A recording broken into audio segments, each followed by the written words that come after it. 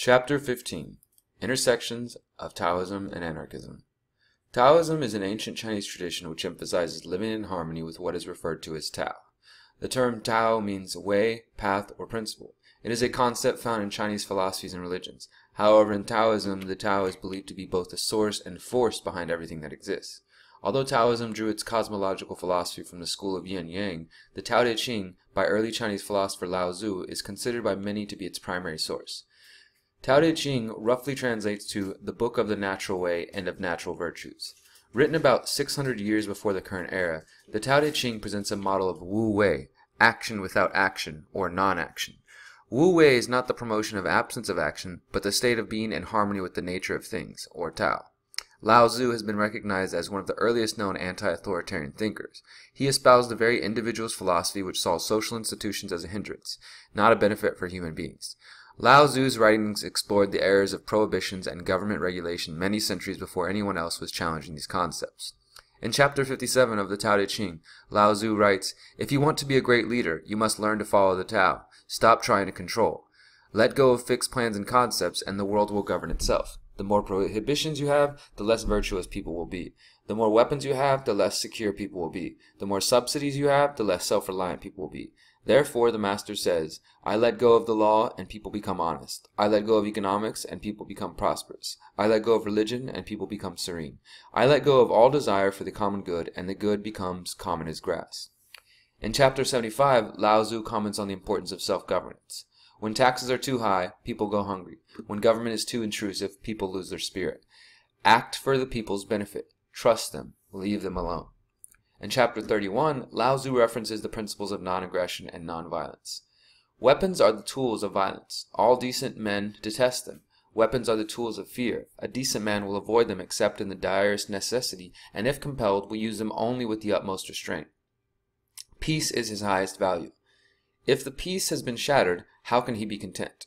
His enemies are not demons, but human beings like himself. He doesn't wish them personal harm, nor does he rejoice in victory. How could he rejoice in victory and delight in the slaughter of men? 2 centuries after Lao Tzu came, philosopher Zhuangzi, who took the teachings of his predecessor a step further.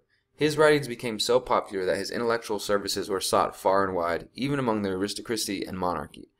Eventually, Zhuangzi received an offer from King Wei of the Shu kingdom to serve as his chief minister of state. Zhuangzi passionately refused his offer and gave the following statement in response. 1,000 ounces of gold is indeed a great reward, and the office of chief minister is truly an elevated position. But have you, sir, not seen the sacrificial ox awaiting the sacrifices at the royal shrine of state? It is well cared for and fed for a few years, caparisoned with rich brocades so that it will be ready to be led into the great temple. At that moment, even though it would gladly change places with any solitary pig, can it do so? So quick, and be off with you. Don't sully me. I would rather roam and idle about in a muddy ditch at my own amusement than to be put under the restraints that the ruler would impose. I will never take any official service, and thereby I will satisfy my own purposes. Zhuangzi put forward many bold anti-state positions in his writing, including the following statements, sourced by Murray Rothbard in his work Concepts of the Role of Intellectual and Social Change Towards Laissez-faire. There has never been such a thing as letting mankind alone. There has never been such a thing as governing mankind with success. Letting alone springs from fear lest men's natural dispositions be perverted and their virtue left aside. But if their natural dispositions be not perverted, nor their virtue laid aside, what room is there left for government? He has also been quoted as saying that the world, quote, does not need governing. In fact, it should not be governed.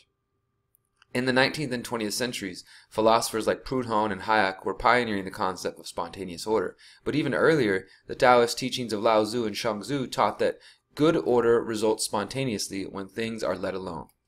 This balanced perspective of self-reflection and self-governance is a key aspect of both anarchism and Taoism.